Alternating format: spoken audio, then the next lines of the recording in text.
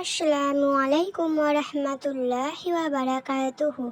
ইসলাম নারীকে সব দিয়েছে। আল্লাহ পাক পবিত্র কোরআনে ঘোষণা করেন, পুরুষ বা স্ত্রীলোক যে কেউ পুণ্যের কাজ করবে ইমানদার হয়ে সেই জান্নাতে প্রবেশ করতে পারবে।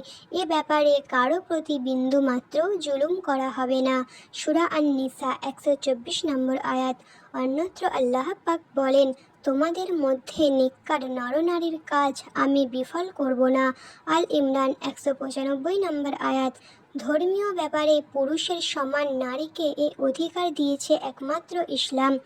নবী করিম সাল্লাল্লাহু আলাইহি সাল্লাম ইরশাদ ফরমান, বিধবা নারীর বিয়ে তার অনুমতি ব্যতি রেখে হতে পারে না, আর কুমারী নারীর বিয়ে তার অনুমতি ও সম্মতি ছাড়া হয় না। সাহাবাগণ জিজ্ঞেস করেন, ইয়া রাসূলুল্লাহ সাল্লাল্লাহু আলাইহি সাল্লাম, তার সম্মতি কিভাবে জানা যাবে? তিনি বললেন, তাকে এ বিষয়ে জিজ্ঞেস করলে জবাবে চুপ থাকাই তার সম্মতির লক্ষণ। স্বামী নির্বাচনের অধিকার নারীর। তার ইচ্ছার বিরুদ্ধে বিয়ে দেওয়াকে মহানবী সাল্লাল্লাহু আলাইহি সাল্লাম নিরুৎসাহিত করেছেন। নবী করিম সাল্লাল্লাহু আলাইহি সাল্লাম বলেন, এটা আল্লাহর নিকট সবচেয়ে ঘৃণিত কাজ। যখন কেউ স্ত্রীকে তালাক দেয় তখন আল্লাহর আরশ আক্রোশে কাঁপতে থাকে। আর হ্যাঁ, একান্ত প্রয়োজনে নরনারী আপোষে তালাক দিবে, এবং যদি উভয়ে আপোষে পৃথক হয়ে যায় আল্লাহ পাক স্বীয় প্রাচুর্যে প্রত্যেকের অভাব দূর করে দেবেন। সূরা আন-নিসা 130 নম্বর আয়াত।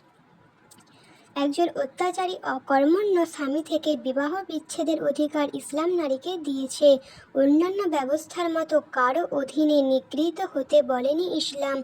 পবিত্র কোরআনে ইরশাদ হচ্ছে, হে ঈমানদারগণ, তোমরা নারীদের অন্যায়ভাবে জোর জবরদস্তি করে নিজেদের সম্পদ করে নিও না, তা তোমাদের জন্য কোনো ক্রমেই হালাল হবে না। আর নিশা পবিত্র কোরআনে আরও ইরশাদ হচ্ছে, তোমরা স্ত্রীদের সাথে সৎ ব্যবহার করো। স্বামীর তরফ থেকে সদাচার পাবার আইনগত অধিকার দান করেছে ইসলাম। বিধবা নারী কখনো তালাকপ্রাপ্তা হলে পুনরায় নিজের ইচ্ছামতো বিবাহ করার আইনগত মর্যাদা রাখবে নারী। নারীর মান সম্মান নিয়ে বেঁচে থাকার অধিকার দিয়েছে ইসলাম।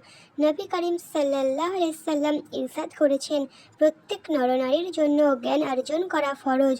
ধর্মীয় ও বৈষয়িক জীবনের শিক্ষা ও জ্ঞান বিজ্ঞানের চর্চা করার অধিকার পুরুষের ন্যায় নারীরও রয়েছে। ইসলাম নারীকে সামরিক জ্ঞান অর্জন ও দক্ষতা অর্জন করতে উৎসাহিত করেছে।